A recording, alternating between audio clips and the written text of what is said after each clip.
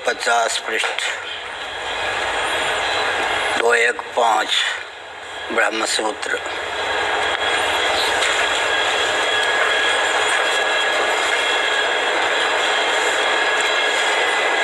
विशेषानुगतिभ्यां तत्र विशेषं व्याचष्टे विशेषो हि इति भोक्तॄणाम् उपकार्यत्वात् भूतेन्द्रियाणां च उपकारकत्वात् साम्ये च तदनुपपत्तेः सर्वजन प्रसिद्धेश्च विज्ञानञ्च भवत् अविज्ञानञ्च भवत् इति श्रुतेश्च विशेषश्चेतना चेतनलक्षणः प्रागुक्तः स नोपपद्यते।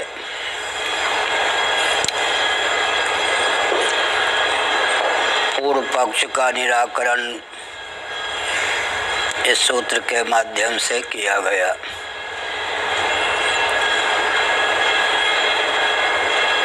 जगत में चेतन अचेतन दोनों प्रकार के पदार्थ उपलब्ध हैं। केवल अचेतन पदार्थ ही नहीं, चेतन पदार्थ भी उपलब्ध हैं।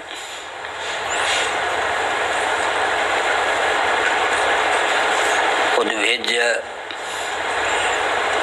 अंडज, स्वेदज, जरायुज, इन प्राणियों का जब उल्लेख हम करते हैं तब ये चेतन माने जाते हैं। भले ही सूक्ष्म विचार करने पर इन प्राणियों के देहेंद्रिय प्राणांतकरण अचित सिद्ध हों, लेकिन चित धातु के अभिव्यंजक देहेंद्रिय प्राणांतकरण सिद्ध हैं। अभिव्यंग की अभिव्यक्ति अभिव्यंजक के अधीन होती है। अभिव्यंजक के तारतम्य से अभिव्यंग की अभिव्यक्ति में तारतम्य होता है। इस दृष्टि से स्थावर प्राणी जो हैं, तरुलता, गुल्म इत्यादि, उनका जो स्थूल विग्रह है उसमें कर्मेंद्रियों, ज्ञानेंद्रियों, प्राणों और अंतःकरण को स्पष्ट रूप से अभिव्यक्त करने के संस्थान नहीं है। तथापि मनुस्मृति, महाभारत आदि के अनुसार, उपनिषदों के अनुसार अंतः चेतना संपन्न ये प्राणी है। शब्द का भी इन पर प्रभाव पड़ता है, स्पर्श का भी इन पर प्रभाव पड़ता है, रूप रस गंध का भी इन पर प्रभाव पड़ता है। और शब्द को ये सुनते भी हैं, स्पर्श करते भी हैं, और लताएं ऊपर चढ़ती हैं तो जब तक अंतर्निहित नेत्र न हो तब तक ऊपर चढ़ना, फैलना इत्यादि संभव न हो।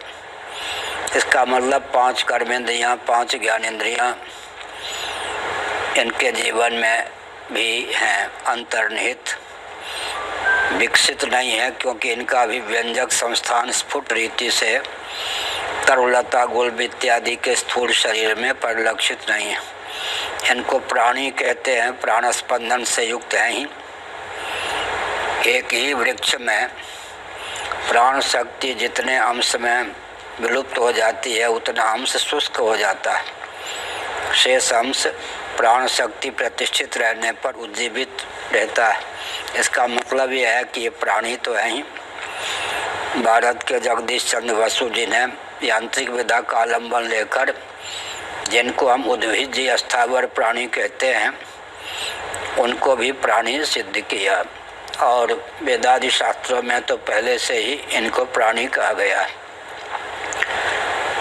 इसका अर्थ है कि जगत में दोनों प्रकार के पदार्थ हमको दिखाई पड़ते हैं।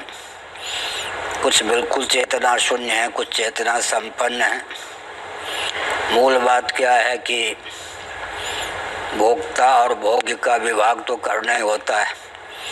आखिर कोई चेतन ही न हो, भोक्ता ही न हो, तो जगदान्ध्य प्रसंग की प्राप्ति होगी। समस्त भोग्य वर्ग भोक्ता का भोग होता है, तो भोग्य वर्ग जो होगा उसमें जड़ता का सन्निवेश होगा, जो भोक्ता होगा उसमें चेतनता का सन्निवेश होगा, या उसे चेतन मानना पड़ेगा। जीवो जीवस्य जीवनम जब भागवत में कहा गया, लोकानुभव से भी सिद्ध है। और 17 प्रकार के अन्न का वर्णन पृथ्वी जी के चरित्र में प्राप्त है। तो प्राणियों के शरीर भी प्राणियों के आहार बन जाते हैं। विचित्र बात है, बिल्ली भी प्राणी है, चूहा भी प्राणी है, लेकिन चूहा बिल्ली का आहार बन जाता है इस प्रकार से। कहीं मेढक को सर्प खा लेते हैं, कहीं सर्प को मेढक खा जाते हैं। अलग अलग विभाग है, लेकिन शरीर की दृष्टि से कोई शरीर भोग्य बन जाता है, लेकिन उसमें भी जो भोक्ता है वो चेतन ही माना जाता है। तो भोक्ता को चेतन मानना, भोग को जड़ मानना आवश्यक है। केवल जड़ प्रपंच की सिद्धि नहीं होती, चेतन की भी सिद्धि होती है। प्राणी तत्वतः जीवाधिष्ठित होने के कारण चेतन माने जाते हैं। अन्न जल इत्यादि को जड़ माना जाता है। तो विज्ञानंच अविज्ञानंच, यह जो श्रुति है, चेतन और जड़ दोनों का संवेद स्वरूप यह जगत है, इस तथ्य को उद्भासित करती है। यह कहा जगत के पदार्थों में विशेषता है, कोई चेतना संपन्न, कोई चेतना विहीन, कोई भोक्ता, कोई भोग्य, यह तो भेद परिलक्षित होता ही है। भोक्तॄणाम उपकार्यत्वात् भूतेन्द्रियाणाम च उपकारकत्वात् साम्य च तदनुपत्तेः। भोक्ता जो होता है, बहुवचन में भोक्ता जो होते हैं उपकार्य होते हैं। भूत और इंद्रिय ये उपकारक मान्य हैं। उपकारक का नाम ही शेष हो जाता है, उपकार्य का नाम ही शेषी हो जाता है। तो शेषी और शेष, भोक्ता और भोग्य, यह विभाग तो हमको देखने को मिलता ही है। भूतेन्द्रियाणाम, अब भोक्ता को भी भूतेन्द्रिय तो चाहिए। पंचभूतों का तारतम्य संघात हमारा शरीर है, और इंद्रिय भी चाहिए। इसका मतलब क्या है? भोक्तृत्व की सिद्धि के लिए भी भूतेन्द्रिय की आवश्यकता है। कठोपनिषद के अनुसार आत्मेन्द्रिय मनोयुक्तम भोक्तेत्याहुर मनीषिणः। आत्मा का अर्थ भगवान शंकराचार्य महाभाग ने शरीर किया प्रसंगानुसार। भूत और इंद्रिय, आत्मेंद्रिय, मनोयुक्तम, फिर इंद्रियों से ऊपर है मन। तो देह, इंद्रिय, प्राण, अंतःकरण की प्राप्ति न हो तो भोक्तृत्व की सिद्धि न हो। औपाधिक भोक्तृत्व है, कर्तृत्व भी औपाधिक है। इसका मतलब भोक्तृणाम उपकार्यत्वात्, उपकार्य, उपकार का भोक्ता, जिसका कोई उपकार करता है, उपकारी उसका भोक्ता हो जाता है। भूतेन्द्रियाणाम च उपकारकत्वात्, उपकारक हैं, ये मेरे बहुत उपकारक हैं। इस प्रकार भोक्तृभाव भी, भोग्य भाव भी हमको परिलक्षित होता है। जड़ता की दृष्टि से हम कहते हैं भोग्य, चेतन की दृष्टि से हम कहते हैं भोक्ता। दोनों विभाग न हो तो जगत की निष्पत्ति ही न हो। आखिर जगत की संरचना का प्रयोजन क्या है? बुद्धिन्द्रिय मनः प्राणान जनानाम असजत प्रभु मात्रार्थम च भवार्थम च आत्मने कल्पनाय च जनानाम। यहाँ कहा ना, सिद्धराज स्वामी जी ने टीका की भाष्य किया, जनानाम माने जीवार्था सृष्टि। भगवान ही सृष्टि की संरचना करते हैं, लेकिन जीव के निमित्त बुद्धि इंद्रिय मन प्राणान, बुद्धि इंद्रिय मन और प्राण अभिव्यंजक संस्थान हो गया स्थूल शरीर, तो देहेंद्रिय प्राणांतकरण जो है ये उपकारक हैं। इन्हीं की उपाधि से जीव जो है वो भोक्ता होता है। आत्मेंद्रिय मनोयुक्तम भोक्ते त्याहुर मनीषिण। भामतीकार वाचस्पति मिश्र जी ने आत्मा का अर्थ आत्मा ही कर दिया है। कहीं कहीं भगवान शंकराचार्य महाराज ने प्रसंगानुसार शरीर किया। तो शुद्ध आत्मा ही नहीं, भोक्तृत्व की सिद्धि के लिए इंद्रिय मन की भी आवश्यकता है। आत्मेंद्रिय मनोयुक्तम भोक्ते त्याहुर मनीषिणः। आत्मा में भोक्तृत्व की प्राप्ति तब होती है जब आत्म तत्व हो। जीव भावापन्न कब होगा? जब उसमें इंद्रिय अंतःकरण का सन्निवेश होगा। भगवान शंकराचार्य का अर्थ बिल्कुल स्पष्ट है। आत्मा का अर्थ यहाँ पर देह लेंगे। देह, इंद्रिय, प्राण और अंतःकरण में तादात्म्यापन्न जो चित्त धातु है उसी का नाम भोक्ता है। तो भोक्ता इनसे संश्लिष्ट होता है या जीव से ये अधिष्ठित होते हैं, तब इनको चेतन सदृश हम मान लेते हैं। लेकिन वस्तुतः इंद्रिय भूत ही नहीं बल्कि इंद्रिय भी क्या हैं? उपकारक ही हैं। ऐसे बाह्य जगत को तो उपकारक है ही, भोग्य कोटि का है ही, लेकिन जब हम विभाग करेंगे तो हमारे जीवन में भी स्थूल सूक्ष्म कारण शरीर उपकारक हो जाएंगे और जीव जो है उपकार्य हो जाएगा। अर्थात भोग्य पदार्थ शेष कोटि के होंगे, भोक्ता जो होगा शेषी कोटि का होगा। साम्य च तदनुपत्ते। अब अगर सब के सब चेतन ही हों या सब के सब जड़ ही हों, भोक्ता और भोग्य का विभाजक ही न बने, तो फिर विज्ञानम च अविज्ञानम च श्रुति की सार्थकता कैसे हो और अनुभूति भी कहाँ जाकर चरितार्थ हो?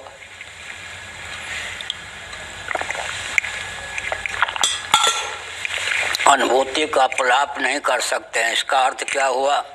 जब अनुभूति का प्रलाप नहीं कर सकते तो केवल चेतन भी नहीं, केवल जड़ भी नहीं, दोनों के योग से जगत की निष्पत्ति हुई है, यही तो मानना होगा। तो ये तो वेदांत प्रस्थान है। कार्यकरण कर्तृत्व हेतु प्रकृति रुच्यते, पुरुषा सुख दुखा नाम भोक्तृत्व हेतु रुच्यते। प्रकृति भी चाहिए और पुरुष भी चाहिए। यावत संजायते किंचित सत्वम स्थावर जंगमम क्षेत्र क्षेत्र के संयोगा तद विधिवर्तर सभा। गीता का 13वां अध्याय। चेद अधिष्ठित प्रकृति के द्वार से जगत की संरचना हुई है। मयाध्यक्षेण प्रकृति स्वीयते सचराचरम हेतुना न कौन्तेय जगत भी परिवर्तते। इस दृष्टि से विचार करें तो एक विचित्र पक्ष उपस्थित होता है या उपस्थापित करने की आवश्यकता है कि जगत का कोई ना कोई तो निमित्त कारण चाहिए, उपादान कारण चाहिए। अब अगर जगत का उपादान कारण केवल प्रकृति को मान लें और उसी का परिणाम जगत को मानेंगे तो क्या होगा? जगदान्ध्य प्रसंग की प्राप्ति होगी। जगत में कोई भोक्ता ही नहीं रहेगा, चेतन ही नहीं रहेगा। तो दरी दरी के लिए नहीं है, खटाई खटाई के लिए नहीं है, मिठाई मिठाई के लिए नहीं है, मलाई मलाई के लिए नहीं है, सब जीव के भोग्य हैं। तो भोक्ता के बिना तो भोग्य का अस्तित्व ही सिद्ध नहीं होगा।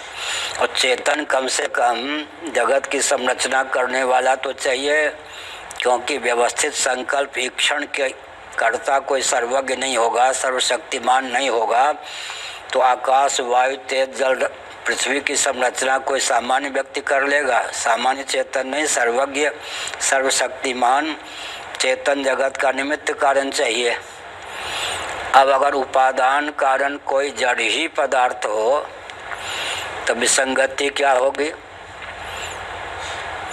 कोई भी तत्व वस्तुकृत परिच्छेद शून्य नहीं होगा। नैयायिकों के यहाँ कोई एक ऐसा तत्व नहीं है जो वस्तुकृत परिच्छेद शून्य हो। वैशेषिकों के मत में भी यही विसंगति है कि उनके यहाँ कोई वस्तुकृत परिच्छेद शून्य वस्तु नहीं है। सांख्यों के यहाँ भी प्रकृति को ले लें, प्रकृति को ले लेंगे तो महत्तत्व से लेकर पार्थिव प्रपंच पर्यंत प्रकृति के परिणाम तो गिन सकते हैं, लेकिन एक के ज्ञान से सर्व का ज्ञान नहीं होगा, पुरुष का ज्ञान छूट जाएगा।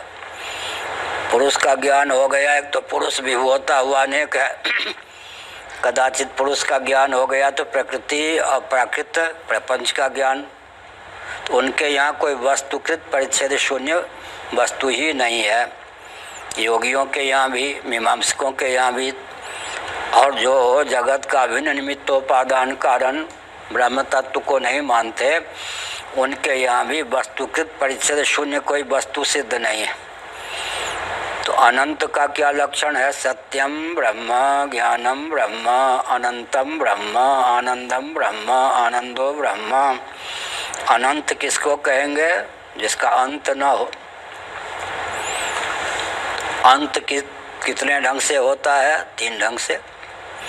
कोई काल के चपेट में आ गया तो अंत हो गया, कोई देश के चपेट में आ गया तो अंत हो गया, कोई वस्तु पेट में आ गया तो अंत हो गया उसका।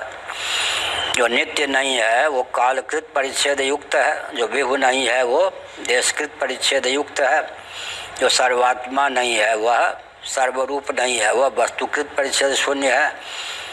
तो इसका मतलब हुआ कि काल के चपेट से कोई वक्त भी गया, नित्य होने के कारण, व्यापक होने के कारण, देश के चपेट से मुक्त हो गया। 2 तरह से अनंतता तो सिद्ध हो गई, लेकिन वस्तुकृत परिच्छेद शून्य अगर नहीं है तो वस्तुअंतर के द्वारा कबलित है। इसका मतलब क्या है? अनंतता पूर्ण रूप से सिद्ध नहीं हुई। तो इन लोगों के यहाँ कोई अनंत तत्व, तीनों दृष्टियों से अनंत तत्व सिद्ध ही नहीं होता। कालकृत, देशकृत, वस्तुकृत परिच्छेद शून्य। मधुसूदनी टीका जो गीता के 4थे अध्याय पर है, उसके अनुसार क्या करेंगे? ऊपर से विचार करेंगे, नीचे से विचार कर सकते हैं। कालकृत परिच्छेद शून्य है लेकिन देशकृत परिच्छेद शून्य नहीं है। यह विसंगति आ जाती है परमाणुओं को लेकर।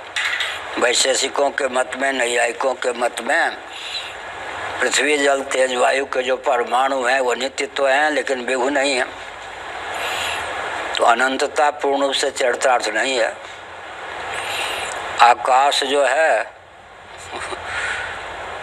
अब प्रश्न क्या है? वेदांतियों के यहाँ तो आकाश की उत्पत्ति होती है, सांख्यों के मत में भी, योगियों के मत में भी। आकाश को क्या कहेंगे? व्यापक तो कहेंगे लेकिन नित्य नहीं कह सकते, क्योंकि काल कबली तस्माद वै तस्माद आत्मना आकाश संभूत भाव पदार्थ है, उत्पन्न होता है तो नाश तो उसका होगा। आखिर आकाश भी महाप्रलय की दशा में अपने कारण में विलीन होगा ही। बड़ी विसंगति है, इसीलिए विभु है लेकिन नैयायिक वैशेषिक नित्य मानेंगे। तो वो कालकृत आकाश जो है विभु होने के कारण देशकृत परिच्छेद शून्य है, तो कालकृत परिच्छेद शून्य होगा ही उनके मत में। जो पदार्थ देशकृत परिच्छेद शून्य होता है, सुतराम कालकृत परिच्छेद शून्य होता ही है। जो वस्तुकृत परिच्छेद शून्य होगा वो देशकृत कालकृत परिच्छेद शून्य होगा ही। लेकिन हमारे यहाँ आकाश व्यापक होने पर भी कालकृत परिच्छेद शून्य नहीं है। अब इन सबों के यहाँ एक दोष आ गया कि वस्तुकृत परिच्छेद शून्य कोई पदार्थ ही नहीं है। इसीलिए फिर एकत्व की सिद्धि कब होगी? जब ब्रह्म को जगत का अभिन्न निमित्तोपादान कारण मानेंगे। लेकिन अब जगत प्रत्यक्ष प्रमाण से जितना अंश जगत का हमको अधिगत है उसी को प्रमाण माने। जगत माने कारिक कोटि का पदार्थ, स्थावर जंगम। समस्त जगत तो हमारे लिए प्रत्यक्ष है ही नहीं। आकाश को क्या प्रत्यक्ष कहेंगे हम? बहुत से ऐसे तत्व हैं, अतीन्द्रिय तत्व हैं जिनको हम जानते नहीं। जितना हमारे सामने प्रत्यक्ष प्रमाण का विषय है उसमें भी देखें तो केवल जड़ वस्तु को लेकर काम नहीं, और चेतन ही चेतन हो तो भोग्य कौन हो? चेतन ही। एक जीव दूसरे जीव को खा लेता है, तो इसमें क्या हुआ? वो जो खाता है वो जीव जीव को खाता है कि उसके शरीर को खाता है? वहाँ भी भोग्य अंश जो होगा, एक जीव उसमें भोक्तृत्व जो जाएगा वो चेतन पे जाएगा, और भोग्य अंश जो होगा वो जड़ पे जाएगा।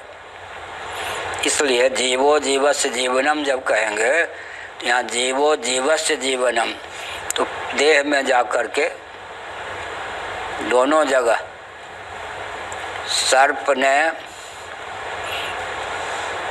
खा लिया चूहे को, बिल्ली ने खा लिया चूहे को, तो उसमें सर्प ने खा लिया तो सर्प के शरीर ने खाया, तो भोक्तृत्व तो जाएगा चेतन पर, और जो खाया चेतन भोग्य हो नहीं होगा, उसके शरीर पर भोग्यत्व तो चला जाएगा। ऐसे एक जीव जब दूसरे जीव को खाता है उसमें भी जड़ अंश ही भोग्य बनता है, और जड़ अंश भोक्ता नहीं बनता। भक्षक जो होगा उसमें चेतन अंश की प्रधानता होगी, तभी वो भक्षक या भोक्ता होगा।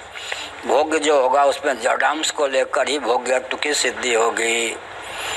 तो यहाँ पर विशेषता यह है कि जड़ ही जड़ नहीं है, चेतन ही चेतन नहीं है, विज्ञान भी है, विज्ञान भी है, चेतन भी है, जड़ भी है। इस श्रुति की संगति भोक्ता और भोग्य को लेकर चल सकती है। उनको सुनने में कठिनाई हो ना तो आगे से आगे बैठा दिया करें, ठीक है? रहने देना।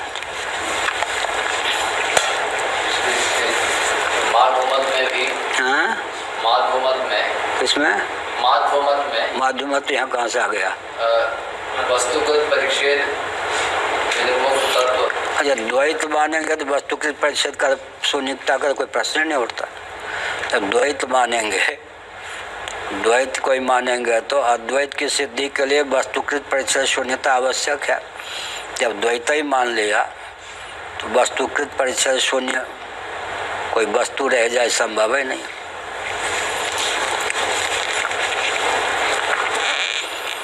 द्वैत ही द्वैत, द्वैत प्रधान अद्वैत, विशिष्ट अद्वैत। और निम्बार्काचार्य जी का पक्ष है भेदाभेद, द्वैत अद्वैत को तुल्य बल। वल्लभाचार्य जी का पक्ष है अद्वैत ही अद्वैत, ऐसे। लेकिन विवर्तवाद को स्वीकार किए बिना अगर श्री कृष्ण शब्द का प्रयोग छोड़ दें तो वल्लभ सिद्धांत का अर्थ क्या होता है? कश्मीरी शैवों का सिद्धांत। वहाँ शिव कहते हैं, यहाँ श्री कृष्ण या पुरुषोत्तम कहते हैं। सिद्धांत वल्लभाचार्य का वो अपना जो है कहाँ से है? मूल में अभिनव गुप्त इत्यादि जो हुए हैं शैव, कश्मीरी शैव जो हुए हैं, उन्हीं का सिद्धांत वल्लभ मत है। वहाँ शिव शिव कहते हैं, यहाँ पुरुषोत्तम श्री कृष्ण कहते हैं। सगुण साकार देवता को लेकर या शिव नाम को लेकर, और यहाँ श्री कृष्ण पुरुषोत्तम नाम को लेकर भेद है। बाकी सिद्धांत वो अभिनव गुप्त पादाचार्य जी का है। विवर्तवाद न मान करके परिणामवाद मानते हैं। तो अद्वैत ही अद्वैत, विशुद्धाद्वैत, विशुद्ध अद्वैत। यह हाँ, मध्वाचार्य जी की दृष्टि से तो फिर अनंत तत्व उनके यहाँ सिद्ध नहीं होगा। कोई का मतलब कालकृत परिचय शून्य तो मानेंगे ही, व्यापक मानते हैं आकाश आदि को, तो देशकृत परिचय शून्य, वस्तुकृत परिचय शून्य सिद्ध नहीं होगा। सर्वथा अनंत नहीं होगा ये कह सकते। सर्वथा अनंत तो जगत का अभिन्न निमित्तोपादान कारण जब तक ब्रह्म को नहीं मानेंगे तो एक विज्ञान से सर्व विज्ञान भी संभव नहीं होगा, और कोई पदार्थ या तत्व वस्तुकृत परिचय शून्य भी नहीं होगा। तो इसका मतलब एक अनंतता सिद्ध नहीं होगी। कालकृत परिचय शून्य भी है, देशकृत परिचय शून्य भी है। अगर वस्तुकृत परिचय शून्य नहीं है तो पूर्ण रूप से अनंत नहीं है। पूर्ण रूप से अनंत नहीं है तो किसी अंश में मरणशील है, मृत्युग्रस्त है, क्षयशील है।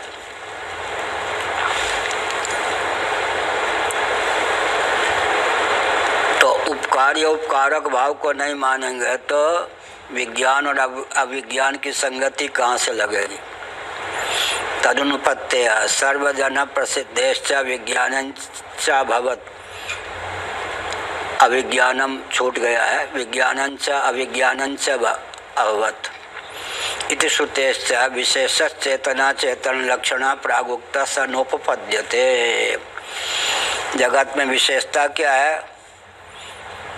चेतन भी या अचेतन भी या दोनों का सम्मिलित रूप जगत। तो कार्यकरण कर्तृत्व हेतु प्रकृति रुच्यते, पुरुषा सुख दुखा नाम भोक्तृत्व हेतु रुच्यते। इदम शरीरम कौन्तेय क्षेत्रमित्य विधीयते एतद्यो व्यति तम प्राहु क्षेत्रज्ञ तद्विदः। केवल क्षेत्र ही क्षेत्र रहे तो क्या होगा? खेत ही खेत रहे, कोई किसान ही न रहे तो केवल क्षेत्रज्ञ रहे तो क्षेत्रज्ञ बनेगा ही नहीं। क्षेत्र होगा तब तो क्षेत्रज्ञ बनेगा ना। क्षेत्र धन ज्ञ बराबर क्या हो जाएगा?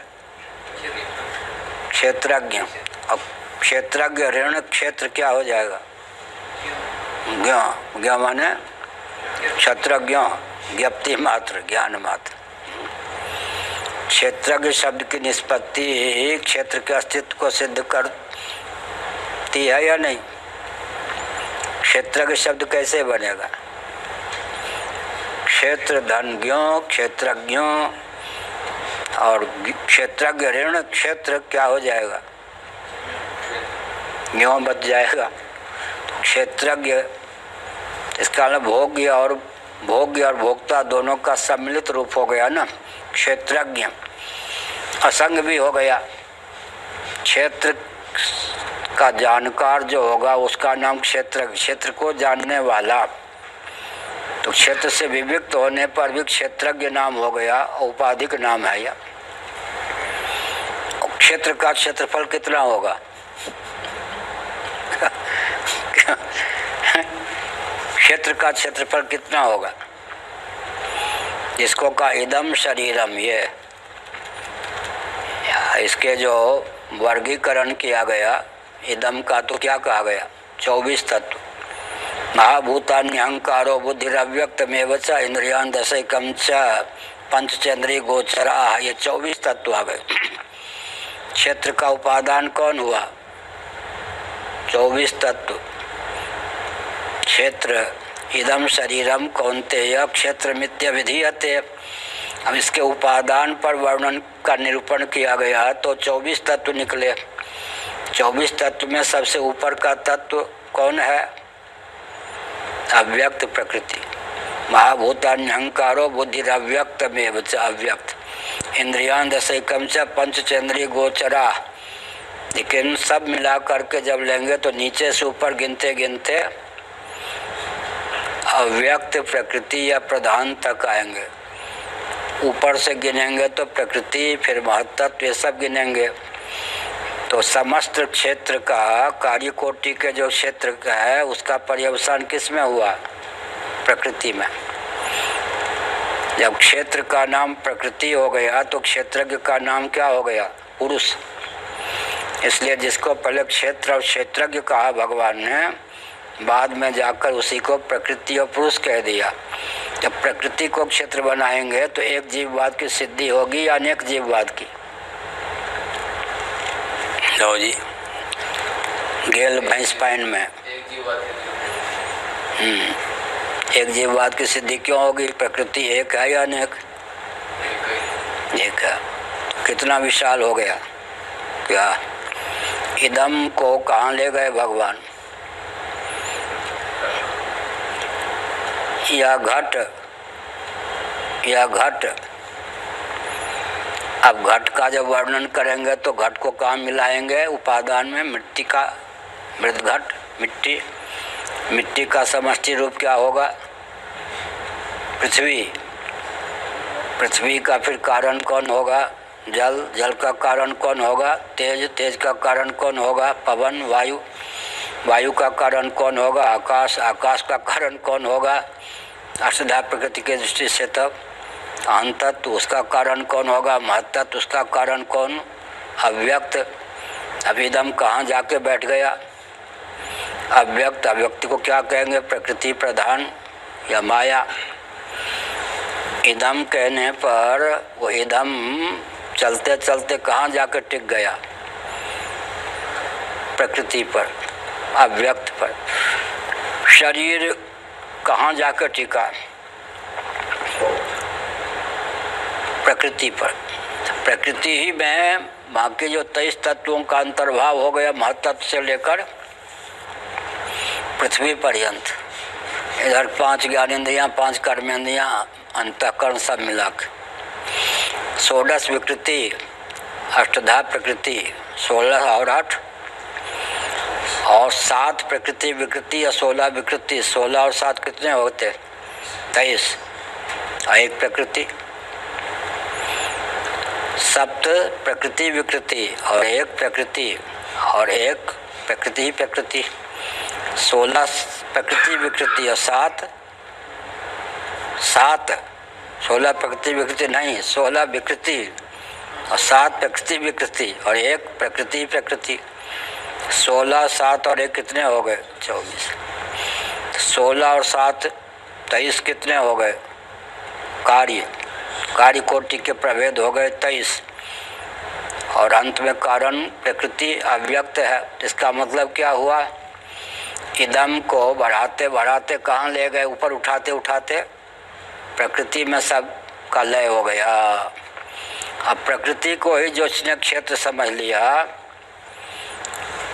वो हाय धन, हाय मान, हाय प्राण, हाय परिजन, ये मेरा, ये तेरा, उसको मारे बिना नहीं रहूँगा, कचूमर निकाल दूंगा, सब होगा क्या? उसका चिंतन कितना विशाल होगा क्या? भगवान ने किस ढंग से ऊपर उठाया? इदम शरीरम कौन्तेय, अंत में प्रकृतिम पुरुषं चैव विध्यनादि भावपि, और अंत में भूत प्रकृति मोक्षम च। अब वो जीव को कहाँ जाके बैठा दिया? प्रकृति के ऊपर। अब प्रकृति का भी मोक्ष कर दिया, भूत प्रकृति मोक्षम च, ये विदुर्यान्ति ते परम।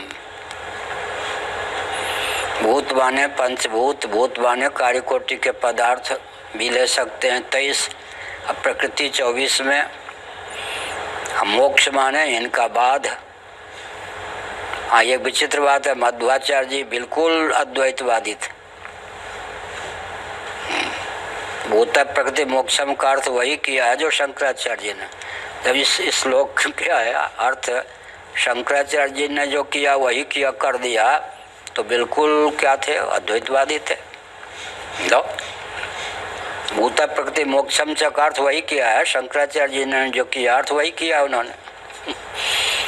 तो हो गया कहाँ द्वैतवादी रहे। ना सत्व विद्यते भाव का अर्थ श्री रामानुजाचार्य जी ने वही किया जो शंकराचार्य ने किया। इसीलिए मधुसूदन सरस्वती जी ने प्रस्थान भेदा ग्रंथ लिखा, इन आचार्यों को लेकर नहीं। उन्होंने ये वैशेषिक न्याय ये सब का विश्लेषण करके प्रस्थान भेद हमें लिखा है। ये सब आचार्य सर्वज्ञ थे, तो फिर इनके इतना भेद क्यों है? सत्य सहिष्णुता की क्रमिक अभिव्यक्ति के लिए। हम जो जीव हैं, जहाँ आसन से मत डोल रहे तो पिए मिलेंगे। हमारा जो असली स्वरूप है उसे कितने गिर गए, कितने गिर गए। हाय धन, हाय मान, हाय प्राण, हाय परिजन, ये अपना, ये तेरा, मैं, मेरा, तू, तेरा, यही ना। इसीलिए कहा कि जो गिरा हुआ जीव है सहसा अद्वैत को कैसे मान लेगा? शनै शनै सत्य सहिष्णुता की क्रमिक अभिव्यक्ति में ये आस्तिक दर्शनों का पर्यवसान है। फिर ये जो वेदांत दर्शन को लेकर माध्व मत से लेकर वल्लभ मत तक है सिद्धांत है, ये तो हमारे बहुत नज़दीक हैं। कितने प्रतिशत नज़दीक हैं? कर्मकांड, वर्णाश्रम को, ये सब वर्णाश्रम के पक्षधर थे, खंडन करने वाले कोई नहीं थे, मध्वाचार्य इत्यादि। कर्मकांड परक श्रुतियाँ 80% विष्णु पुराण, 16% उपासना कांड परक श्रुतियाँ, 4% ज्ञान कांड परक श्रुतियाँ, 80, 16, 4 कितने हो गए? 100। 80% मध्वाचार्य आदि से हमारा साम्य हुआ या नहीं? कर्मकांड को लेकर शंकराचार्य और मध्वाचार्य जी में कोई भेद है क्या? एक है। वर्णाश्रम को अपशूद्राधिकरणम ब्रह्मसूत्र में जो भी जिन्होंने ब्रह्मसूत्र पर भाष्य लिखा उसमें कोई मतभेद नहीं है। धर्म को लेकर कोई मतभेद तो नहीं है ना। उपासना को लेकर भगवान शंकराचार्य क्या भगवान का अवतार नहीं मानते? इतनी कट्टरता से मानते, दृढ़तापूर्वक। उन्होंने तो भगवान श्री कृष्ण को माँ का अरे मेरी कृष्ण नामक मैया अपने श्लोक में। अब उनके तो कुलदेव ही श्री कृष्ण हैं। हम तो गए हैं ना काल, भगवान शंकराचार्य के कुलदेव श्री कृष्ण ही हैं। और सगुण परक साकार परक इतने श्लोक लिखा गीता पर है। उपासना कांड को लेकर जो 16% वो भी मतभेद नहीं है। तो 80 या 16 कितने हो गए? 96%। और ज्ञान कांड को लेकर मध्वाचार्य जी से मान लो 1% साम्य है तो 97%। वल्लभाचार्य जी से मान लो 3% और साम्य हो गए। ज्ञान कांड 4% बचा ना, तो 99% तक सामंजस्य बैठ जाता। कम से कम कितने? 97%। 97% साम्य को जब है तो और अधिक से अधिक 99% साम्य है तो फिर लड़ना झगड़ना लाठी गोली फालतू है या नहीं? क्या विचित्र बात हुई या नहीं? इसीलिए ये सब आचार्य सर्वज्ञ थे। सत्य सहिष्णुता की क्रमिक अभिव्यक्ति के लिए। कहाँ से मैं बोल रहा हूँ? ब्रह्मसूत्र से। जगत ईश्वर कर्तृक है, जगत के निमित्त कारण भगवान है, यह सिद्ध करना ही एड़ी चोटी का परिश्रम करना पड़ता है। सांख्य मत का खंडन क्या? तदैक्षत अथा तो ब्रह्म जिज्ञासा जन्माद्य से अतः तटस्थ लक्षण लक्षित ईश्वर को पहले प्रस्तुत क्यों किया वेदव्यास जी ने ब्रह्मसूत्र में? ब्रह्मसूत्र ही तो है ना। अगर स्वरूप लक्षण लक्षित ब्रह्म का ही वर्णन कर देते तो शास्त्रार्थ का प्रसंग ही नहीं आता। तटस्थ लक्षण लक्षित ब्रह्म को पहले रखा था तो ब्रह्म जिज्ञासा जन्माद्य से अतः तत्व समन्वयात, ये सब इक्षतेर्न शब्दम, इसलिए कि सांख्यों से शास्त्रार्थ का जगत का निमित्त कारण ईश्वर को सिद्ध करने में ही एड़ी चोटी का परिश्रम होता है। फिर कहीं उपादान कारण माने तो ब्रह्म का परिणाम पहले सिद्ध करना पड़ता है क्या? हाँ, जगत ब्रह्म उपादान कारण की सहिष्णुता उत्पन्न करने के लिए पहले ब्रह्म का परिणाम जगत को सिद्ध करना पड़ता है। कैसा परिणाम? कार्य को उत्पन्न करने पर भी जो कारण शेष रह जाए वो परिणामी। दूध दही को उत्पन्न करके शेष रह जाएगा, फिर दही से दूध की प्राप्ति होगी। कहाँ से बोल रहे?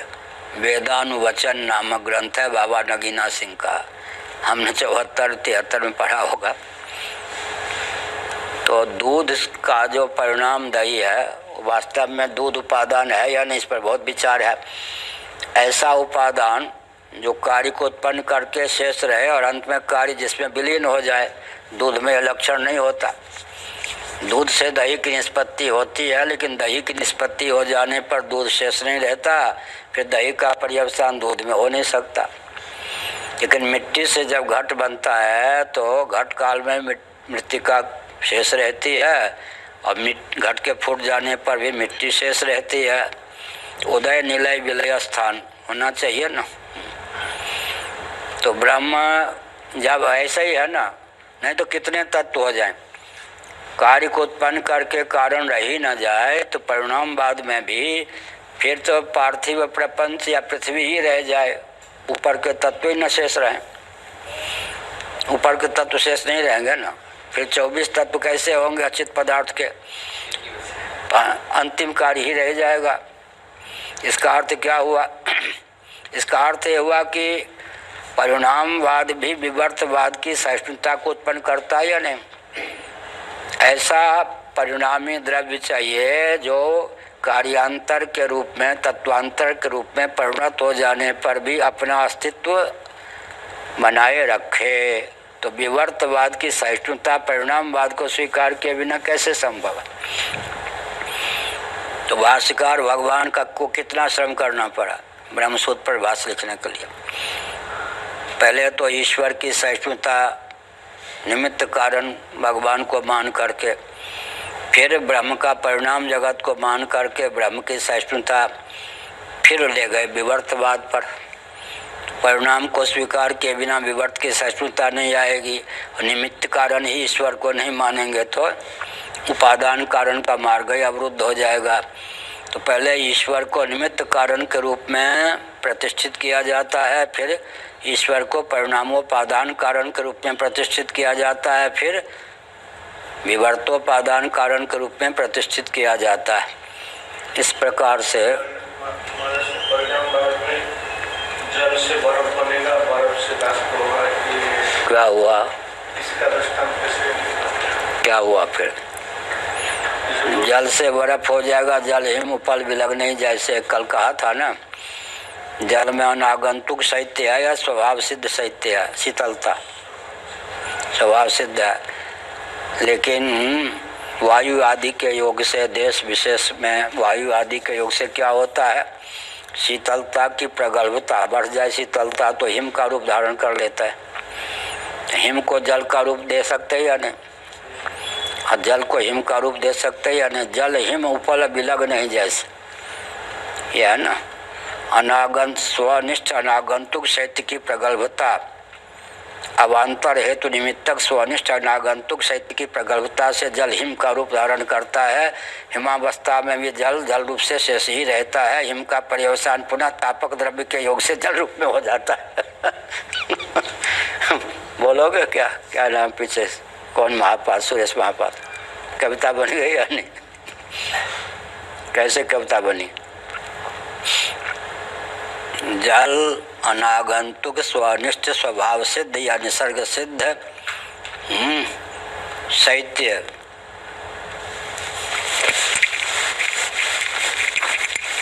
में अवान्तर हेतु निमित्तक प्रगल्भता प्राप्त होने पर हिम का रूप धारण करता है। हिमावस्थापन्न जल भी जल रूप में ही विद्यमान रहता है। तापक द्रव्य का संसर्ग प्राप्त होने पर हिम पुनः जल के रूप में उद्भासित होता है। तावता जल ही हिमाकार परिलक्षित है। जल विहीन हिम का अस्तित्व ही सिद्ध नहीं है। हिम की अर्थक क्रियाकारिता कुछ विलक्षण होने पर भी अर्थक क्रियाकारिता का संपूर्ण से किस पर जाता है? जल पर ही। अगर जल ही न रहे तो हिम की विशेष अर्थक क्रियाकारिता की सिद्धि भी न हो। ऐसा चलो ये वही कविता। अब आ गए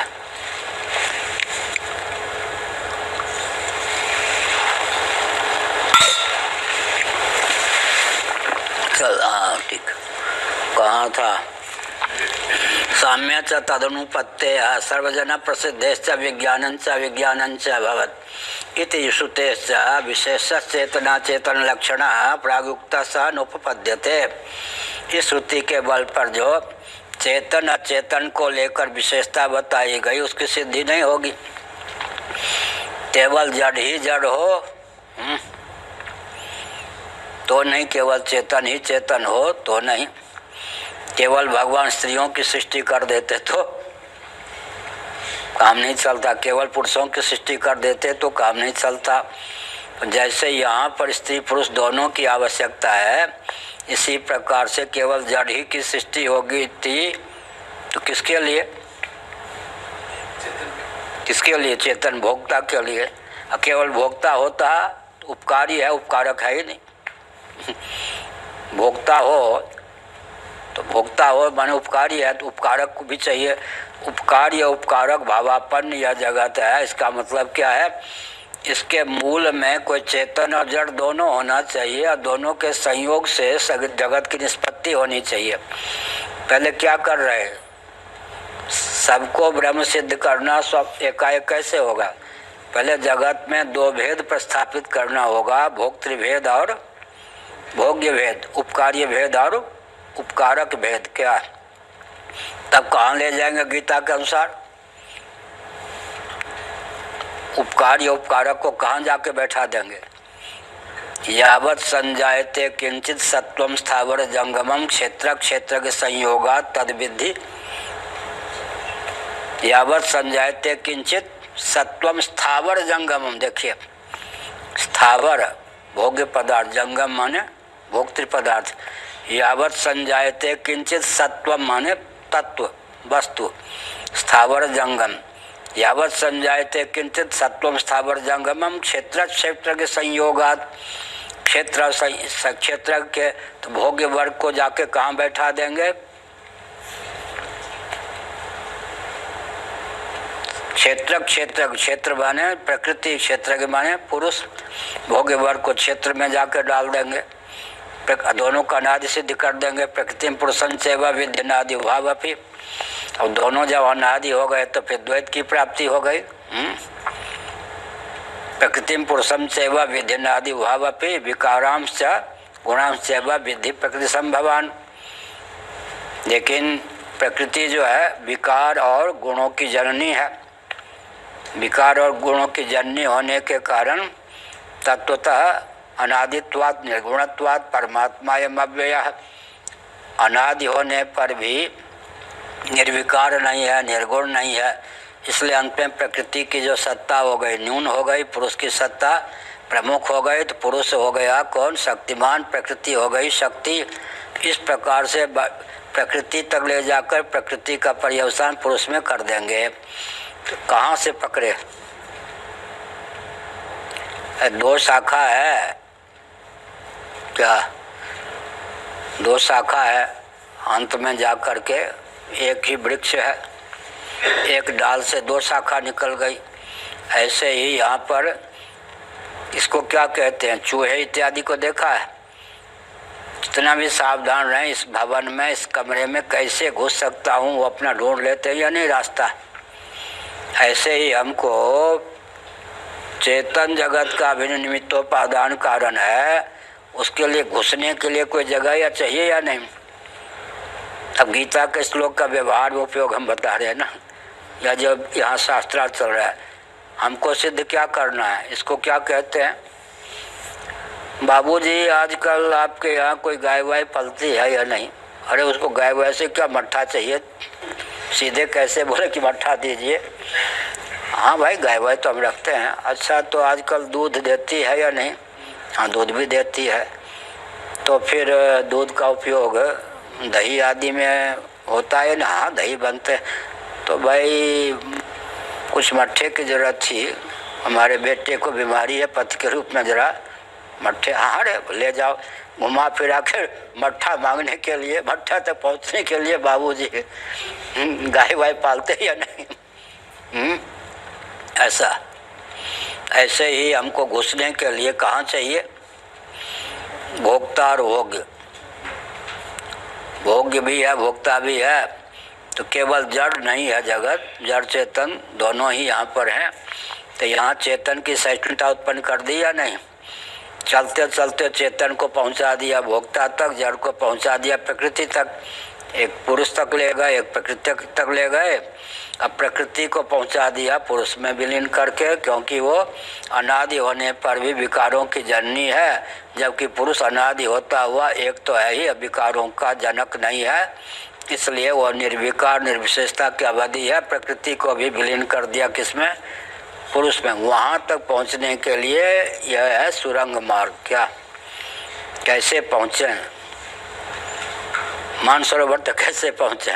क्या किस देश तक? ये सब जो ज्ञान अब वेदांताचार्य होने के लिए, प्रमाण पत्र के लिए कोई पढ़ेगा तो सब थोड़े व्यवहार में दक्ष नहीं हो सकता। एक व्यक्ति ने कहा, शैलेंद्र पांडे जी दर्शन विभाग के अध्यक्ष से बनवाड़ा डिग्री कॉलेज वृंदावन में, हमको लोग दार्शनिक कहते हैं तो अब व्यावहारिक तो हम लोग होते ही हैं। अब दार्शनिक होगा, अब व्यावहारिक होगा, हमें तो नहीं समझ में आता। क्या ये दार्शनिक है तो अब व्यावहारिक होंगे ही? अरे यही कोई बात तो। अब देह का भान ना हो वो अलग बात है। बहुत बढ़िया पंचदशी काटने का कोई पैरालिसिस का नाम है तत्व ज्ञान। क्या तत्व व्यवहार नहीं कर सकता? तो उन्होंने कहा कोई पैरालिसिस का नाम है तत्व ज्ञान। क्या क्यों नहीं हो सकता? व्यवहार में उतना दक्ष होगा या नहीं? सब जगह प्रवेश करने की क्षमता उसमें आ जाएगी ना। प्रकृति और पुरुष सबसे ऊपर है, वो उसको कहाँ ले आए? भोग्य और भोक्ता, उपकारी और उपकारक। उपकारी उपकारक ले गए तो उसको उपकारी को कहाँ बैठा देंगे? पुरुष पे जाके। उपकारक को कहाँ बैठाएंगे? प्रकृति पे जाके। फिर प्रकृति को कहाँ बैठाएंगे? गीता के 13वें अध्याय, यहाँ 13वां अध्याय से कोई उल्लेख नहीं है, लेकिन प्रायोगिक ढंग से प्रकृति को कहाँ बैठाएंगे? अनादि होने पर भी विकारों की जननी है। परमात्मा पुरुष जो है अनादि है, निर्गुण है, निर्विकार है। तो ठोस सत्ता किसकी हो गई? पुरुष की। वो अव्यय हो गया। प्रकृति बाध्य योग्य है, इसलिए पूर्ण रूप से अव्यय नहीं है। जो बाध्य योग्य है उसमें क्षमता नहीं कि द्वैत का आधान कर सके। पुरुष को हम अद्वैत सिद्ध कर देंगे। इसका नाम है उपोद्घात। बाबूजी आजकल कुछ गाय वाय पालते या नहीं? ऐसे। अच्छा, देवता शब्द कृतो अत्र विशेषो। घंटी बज गई। ठीक है, हम भी थक गए बोलते बोलते। देवता शब्द कृतो वात्र विशेषो विशेष शब्दों नोच्यता इत्याह।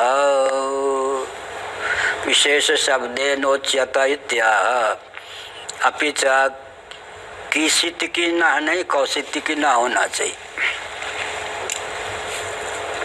कौशित की ब्राह्मणों के साथ। कौशित की ना प्राण संवाद इति, संवाद इति हो गया। मात्र है या छात्र है? दूसरी पुस्तक है कि इनके पास? छात्र है या वात्र है? छात्र। हाँ नहीं, एक ही है संस्करण, दूसरे छात्र। ठीक।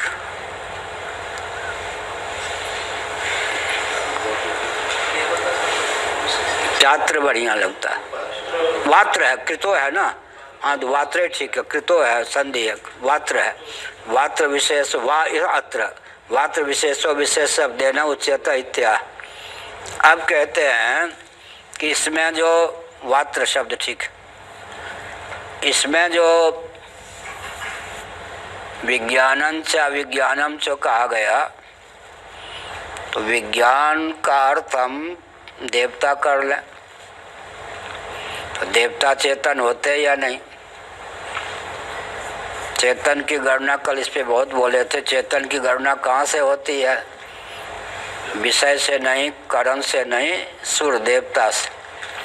फिर उसके बाद जीव से, उसके बाद ईश्वर, उसके बाद ब्रह्म। प्रथम चेतन प्राथमिक, नीचे से आरोहक क्रम में प्रथम चेतन देवता को मानते हैं, उसके बाद जीव ये हुआ।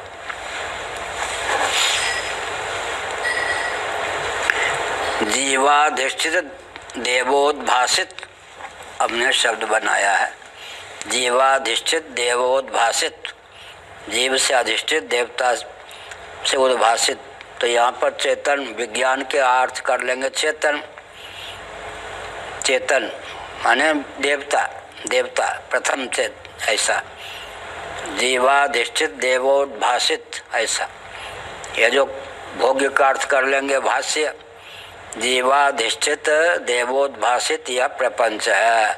हम देवता का कार्यकरण से ऊपर उठकर देवता पर पहुंच गए। देवता का आलम्बन लेकर जीव पे पहुंच गए। जीव का आलम्बन लेकर ईश्वर तक पहुंच गए। ईश्वर का आलम्बन लेकर निरुपाधिक ब्रह्म तक पहुंच गए। पहुंचने के ढंग कहीं ना कहीं पहुंचने के लिए मार्ग निकालना चाहिए। सीधे जीव को पकड़ने में कठिनाई हो तो देवता को मान लें। देवता का आलम्बन लेकर कहाँ पहुँचेंगे? जीव तक। विषय करण सुर जीव समेता, सुर के सकल एक सचेता। मतलब देवता की अपेक्षा चेतना शक्ति किसमें अधिक है? जीव में।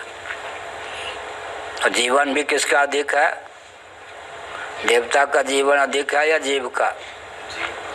यहाँ जितने व्यक्ति हैं कोई कह सकते हैं कि पहले इंद्र नहीं रहे या वरुण नहीं रहे आज मनुष्य शरीर में। जब कोई कहते हैं हमारे पूर्वज ऐसे थे, हमारे पूर्वज ऐसे थे, तो हमें मुस्कान आते। अरे हमारे पूर्वज कौन थे? हम ही थे ना। क्या कैवल मोक्ष प्राप्त हुआ होता तो यहाँ होते नहीं। अब कारक कोटि के सब हैं नहीं। जब हम कहते हमारे पूर्वज ऐसे थे तो ये क्यों नहीं कहते? बात तो ठीक है, हम उस समय ऐसे थे, यही हुआ ना। हमारे पूर्वज ऐसे थे तो क्या उस समय हम नहीं थे क्या? हमारे पूर्वज ऐसे थे का अर्थ क्या हुआ? हम पहले ऐसे थे। हमारे पूर्वज कौन थे? हम ही थे या नहीं? हमारे पूर्वज कौन थे कहने वाला आज है। केवल मोक्ष प्राप्त हो गया होता तो आज बोलता कैसे? हमारे पूर्वज ऐसे थे माने उस समय हम ऐसे थे, आज ऐसे हैं। उस समय हम ऐसे थे, आज ऐसे हैं। इसीलिए देवता को ले लें। सीधे जीव को पकड़ने में कठिनाई हो तो देवता को ले लें, तो देवता में भी भोक्तृत्व का आदान हो जाता है। देवता कस्मै देवाय हविषा विधेम। जीवाधिष्ठित देवता जो होते हैं सीधे देवता भोक्ता कैसे बनेंगे? भोक्ता में भी तो जीव चाहिए। जीवाधिष्ठित देवता में भोक्तृत्व कर देंगे तो सुगमता पूर्वक अर्थ की प्राप्ति हो जाएगी। ओम पूर्णमदः पूर्णमिदं पूर्णात् पूर्णमुदच्यते पूर्णस्य पूर्णमादाय पूर्णमेवावशिष्यते। ओम शांति शांति शांति।